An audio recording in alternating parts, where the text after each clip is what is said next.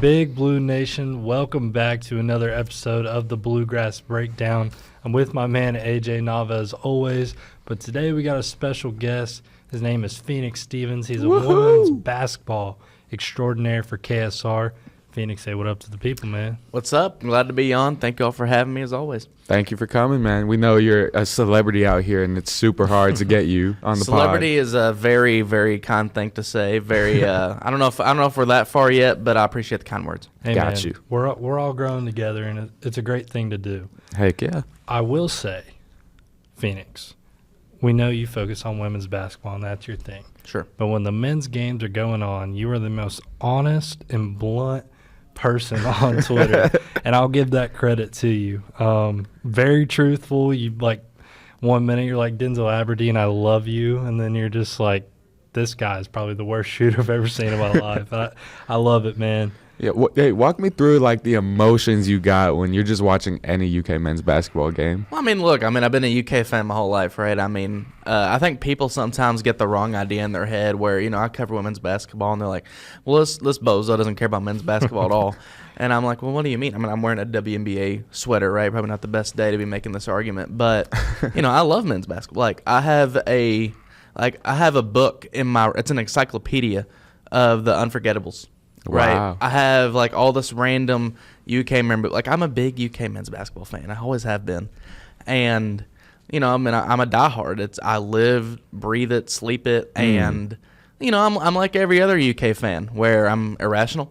Don't always tell the truth. Yeah. Look, it's just a matter of, for me, like you said, Denzel Aberdeen makes a shot. You're my favorite player I've ever seen play basketball. You airball a three again, you're the worst player that's ever taken the court. Just what happens when your heart's in it, Exactly. But, I try to be fair, especially, in the position that I'm in with KSR and just, being a media guy in general. I try to be fair in general. But, it's one of the blessings of being with KSR. You can kind of let the fan bleed through sometimes. Yeah. And so, I always try to give the guys love, but – if you're Denzel Aberdeen specifically and you're going to airball a three, I'm going to let you know. Well, listen, someone who we probably have had that notion with all season is Brandon Garrison, and he just had a career game, probably the best game of his career with 20 points and 11 rebounds. I want to read you all this because I got a couple comments on it from mostly friends and family, but I said, if you somehow got your hands on a time machine, went back to the morning of the game and told anyone, in all caps, that Brandon Garrison would have his first double-double of his Kentucky career, you'd probably get laughed at in a disgusting manner. Wow. I don't know why. I was just throwing shade. But I said that's not a discredit. We all love Garrison, but his production has been unpredictable as of late. He's had a roller coaster season. Mm-hmm. That's Kentucky men's basketball as a whole as the season's gone on. A roller coaster. Well, 7 out of the last 8. So it's finally like we're seeing everything come to fruition. But we know that the start of the season was not particularly the best. It wasn't pretty. It was bad, especially coming from like a fan perspective. You're like, what is this? What happened to last year? What happened to the beautiful squad that we just had, thinking that this whole new thing we got, we'll just keep it rolling.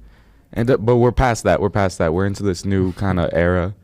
Second half of the season. Second half Cats. Second half of the season. There you go. Starting to sound like Mark Pope talking about this beautiful squad that we have. But, I love BG to death. And, look, he's one that, like DA, like all the kids, it's frustrated me at times, frustrated the fan base. But, you can't fault the guy for playing with energy and with heart, right? Mm-hmm. I love, of course, it's almost like you can count on it. Like every game now, he's going to get either a technical, a flagrant, or it's just going to try to fist fight somebody. Also, I got a question for you all. How in the world, like, when I'm watching that game, does Mark Pope have, like, can he teleport? Like, yeah. Like, how did he get to that scuffle that fast to break that up? Like, I don't even understand I have no idea. There's just, I feel like he has this energy as a parent and he's never had, because given girl dad, like, he's never had to maybe break up those fights. So these are his boys. These are like his kids every day at practice. So every time there's anything, he's like, no, get away. Even the Otega one at Arkansas, that was so funny because to see him like like full sprint. I mean, it was a dead sprint. Yeah. What was the guy from Cloudy with a Chance of Meatballs? Oh, the cop. Officer, yeah. But we're forgetting Pope is an ex-athlete, played in the NBA. You know, when he's got to turn it on, he can turn it on. And I was raised by women, Kai. You got to break up some fights every now and again. I got a bunch of sisters. I got a bunch of female cousins, and I have scars. Well, physical and emotional. We got especially this, emotional. But we got we got this big Tennessee game coming up, and that's another one where it's like it's anyone's ball game, but it feels like Kentucky's game to lose. Have them at Rupp Arena, bringing out the denim for everybody, little throwbacks. Y'all excited for the denim? Excited for the denim? Yeah, I mean, for me, it's just a matter of, when you think of the denim uniforms, you think of the road denims, which is that blue where, it's the all denim. I wouldn't, I guess I would assume it's going to be the white home ones, but I personally hope it's the blue road ones. But regardless, yeah, I'm super hyped for What do you denims. think about the books that came out yesterday? Dude, listen, I'm not the biggest sneakerhead in the world, but listen, whenever you see a pair of books and they look good and I like them, that's how you know they're fire. They're tough. I'm concerned that they're going to wear those and have to break them in like with 2 days to go. Like, now, you know dang well like, that they wore them in practice yesterday. They've already broken them in, and there's no way Pope would let them play with brand new sneakers that aren't broken in and still don't have the feel that you need on the court. Just being low tops, I'm kind of like, yeah. What I'm curious to see is, I think Pope's mentioned it here and there. What's he gonna wear on Saturday? Like, is Pope going to wear, like, a denim suit? Like, that would be kind of cool, right? He's going to wear the jersey and play. He's going to wear the jersey? No, I have a real prediction. I think under his suit, he's going to have a jersey. Like Big Blue Madness, he's just I think if they get the win, he's just going to go center court. He's going to have a microphone. BBN! Hey! Like, something like that. Like, I really think so. I can see it. That would be a great world. See, I kind of think he's just going to do his best, like, Billy Bob Thornton impression and just wear, like, the whole, like denim jacket, like the jean. Probably gonna wear. He's not gonna wear jeans. He's gonna wear jeans, denim shoes, denim socks, denim undies. Wow. We ain't gonna see those, but denim undies. Denim undies. Yeah, he's gonna bust it all out. Man. Well, guys, we got 8 conference games left on the schedule. Kentucky's currently sitting at 16-7 on the year and 7-3 in the conference.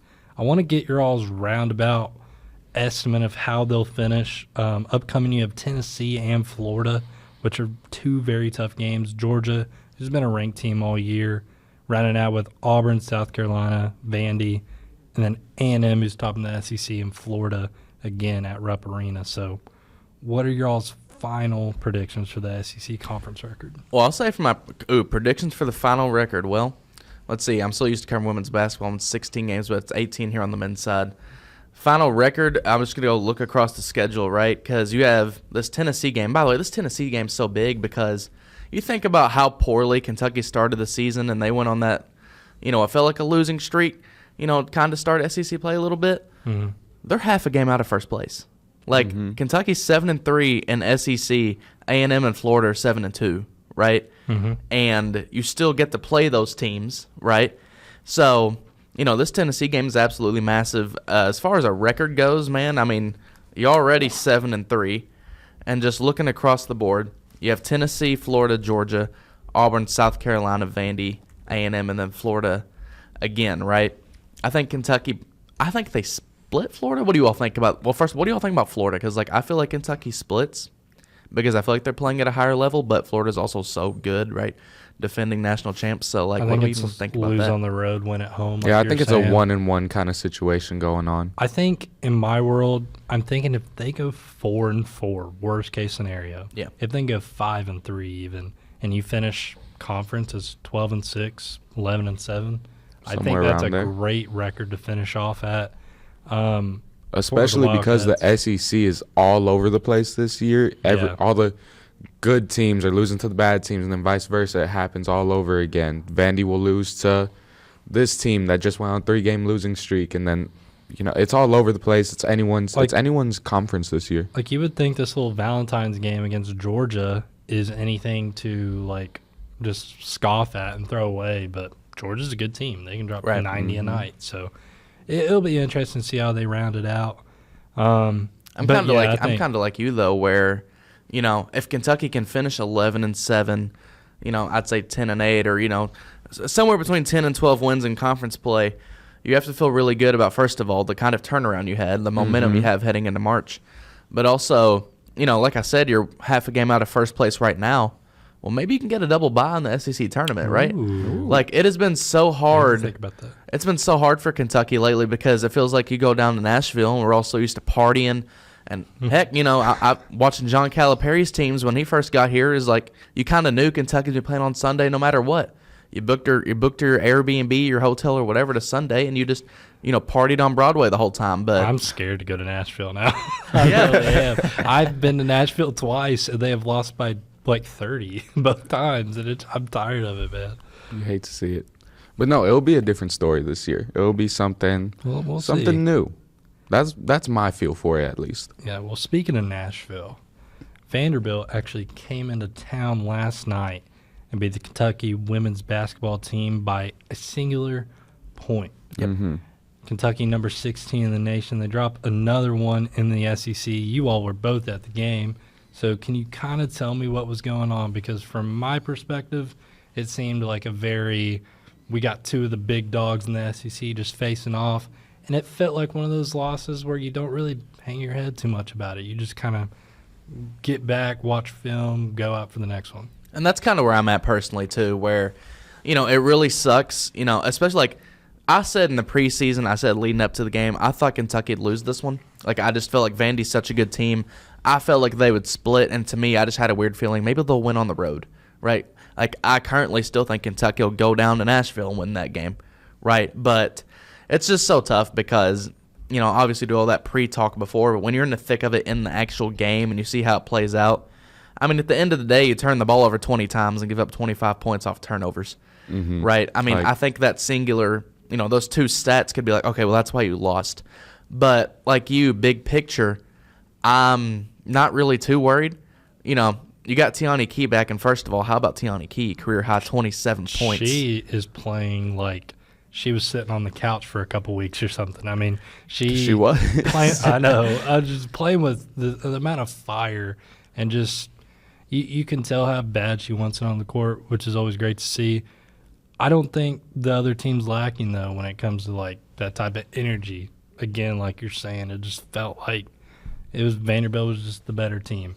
What I'm scared of, and I'll let you continue, but what I'm scared of, you have South Carolina, a game at Vanderbilt later on in the season. Got these big dogs coming up, and you're only 5-5 in the conference. It could get a little ugly. It could get ugly. I will say Vanderbilt wasn't the better team per se. They made the less mistakes. And shout out the freshman, Aubrey Galvin. Dude. She had the assignment of face guarding Tony Morgan all 37 minutes that they played. And the freshman absolutely shut her down. 8 points on 3 of 9 shooting. Of course, got her 10 assists. She got her team involved.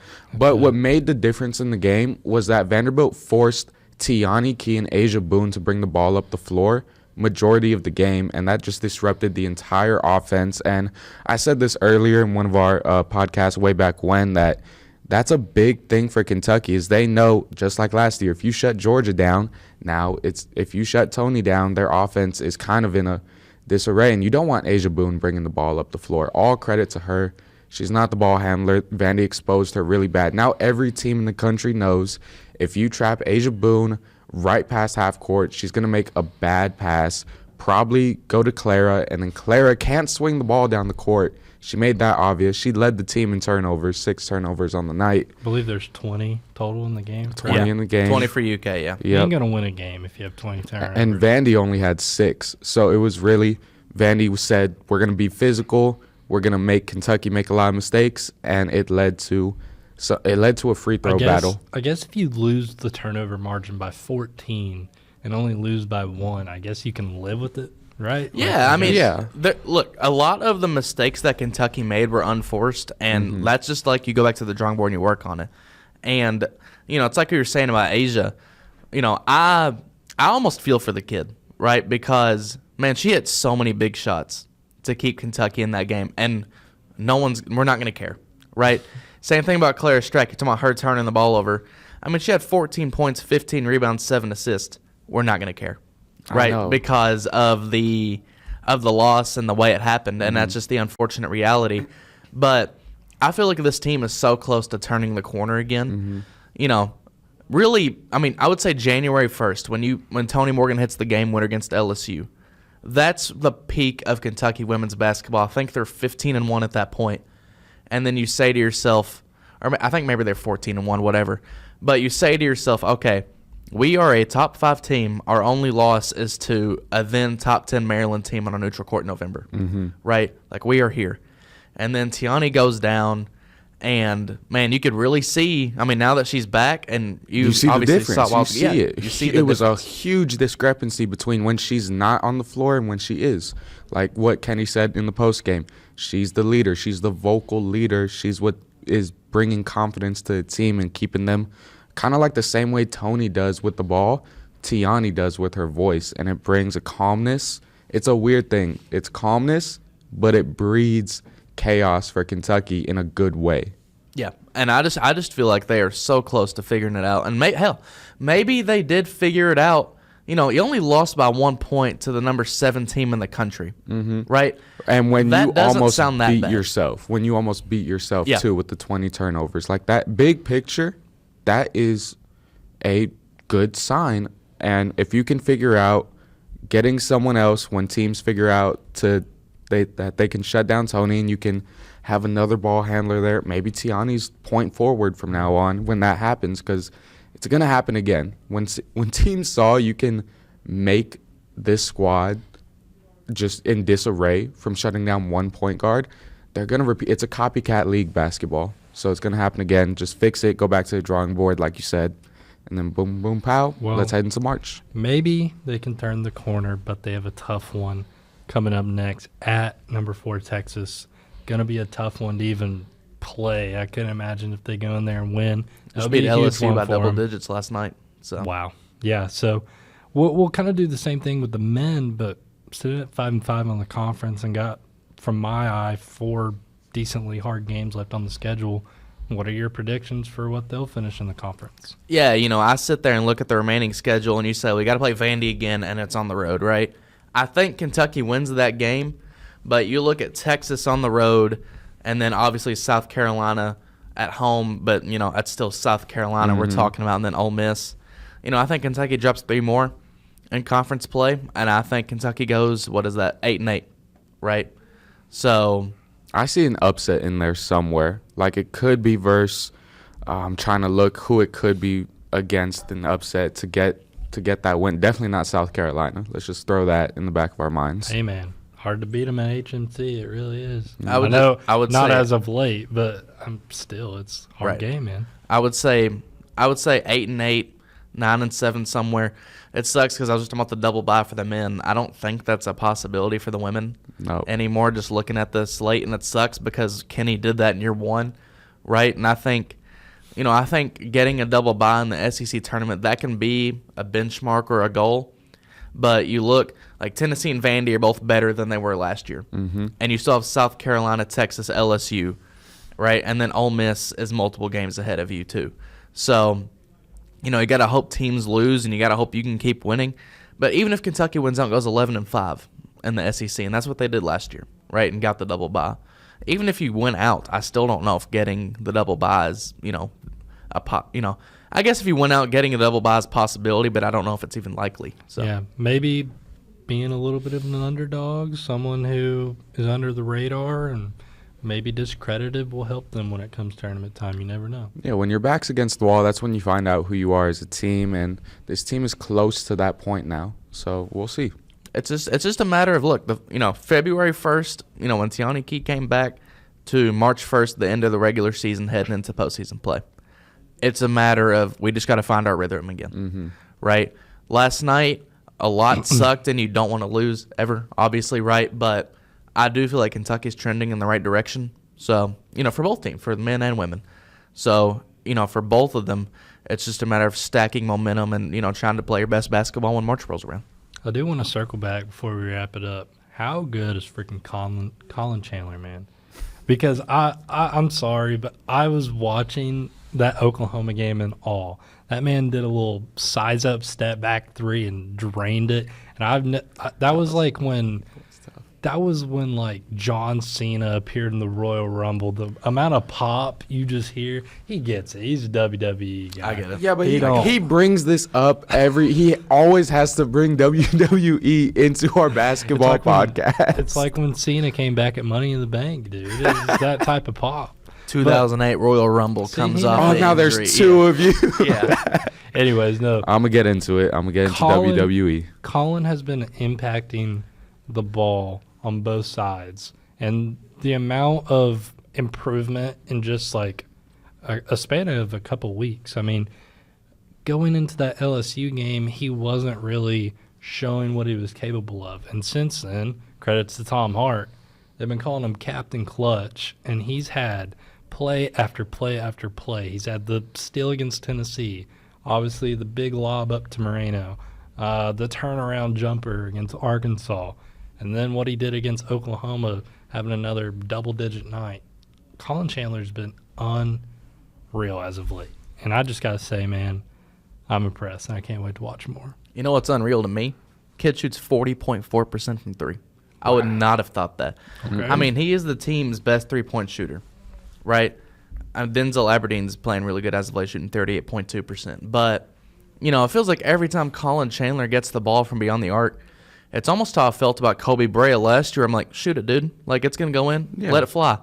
And it's crazy because, to me, I don't even think of Colin Chandler normally in that light. I think of him as, like we saw against Nichols, rise up and throw it down over a dude's That's face. what I see when I see Colin Chandler. By the way, comparing him to Kobe Bryant, a little crazy. That was just my opinion on it. When I see Colin Chandler shoot it from range, I'm like, but when I saw Kobe Bryant, I was like, it's going in. It's going in. That's what he could have turned around after he shot it every time if he wanted to. And at the whole arena, you know what, there's 3. That's all you heard. But, no, Colin Chandler, he's been doing his thing. He's been turning it up. I was a little bit of a hater earlier in the season just with how Pope was playing him at point while Jalen Lowe was out, and we still didn't know what was going on. But he's been doing his thing. They won 7 out of their last 8 games. Yeah. That's nuts to me. And, you know, I give credit to Pope because I think we're really hard on him for a while. I guess that's what BBN does. Right? I know that's what we do, but he lost a lot early, and we know that. And he told us to be patient. We were impatient. Now, I think they kind of figured it out. You still got to see how the rest of the season goes. Can't give him too much credit too early. I know. We'll see. I do want to be devil's advocate real quick because we had a little picture with all of the everyone getting the shoes, the Devin Bookers, and they took a team picture.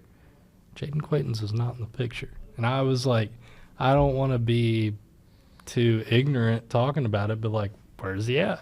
Why is he not in the picture? I saw that photo, and I saw a lot of people asking that same question. This is just me personally. I'm not going to read too much into that. Maybe the dude's rehabbing that injury. That's what I thought. Yeah. But I was just like, so I know there's like, he's quit on the team, and he's already off in the NBA. He's already in the Pacers facility. But no, I think he's still, you know. I've known Jaden not super well personally, but, you know, actually when I wrote for Kentucky Insider back in the day, I went and interviewed Jaden, you know, before he committed to Kentucky and then Arizona State, right? And, like, he's a good kid. He's an awesome kid. He really is, and I don't just say that about everybody, right? So I don't think he's quit on the team. I don't think he's done any of that. You know, Jaden, like I said, he's a great kid, and, you know, he loves being around this group, I imagine, right? So I don't think he's quit on the team or anything like that. But, you know, maybe he's rehabbing the knee. Maybe he just wasn't in the photo. Who knows? I couldn't have said it any better myself. Well, boys, y'all got any closing comments before we wrap it up? I don't got nothing funny to say right now. I mean, I don't know if I have anything funny, but, man, look, it's just, you know, it's like we've said all podcasts. Like, both of these teams, and I know women's basketball just lost, but in general, I think are starting to turn the corner and get in the right direction. That's all you can really hope for when it gets March Madness, SEC tournament time. So It's all about just game in, game out, trying to win the ball game, stack momentum, and see what you can do heading into the postseason. I would say get back in the right, because they were on the right track, and then Tiani happened, but they're getting back on it for sure. Yeah. Year 2 of Brooks and Pope is looking awfully good. Personal message. It is now. Andrei Yelovich, keep shooting the ball. Colin Chandler, let it fly. BBN, thanks for watching and listening to another episode. Make sure to check us out on everything, Facebook, Twitter, YouTube, whatever it may be. Just look up KY Insider and check out all our stuff. Also, check out KSR. You probably don't have to. They're everywhere. They have millions of followers at this point. I don't know about millions, but they got boys at the Super Bowl, and dog. the millions. That's another that's WWE reference. But we'll catch y'all on the next one. Make sure to tune in. We'll have an episode up just about every Friday at this point. So we'll see you all in the next one. Bam, bam, bam, bam, bam, bam.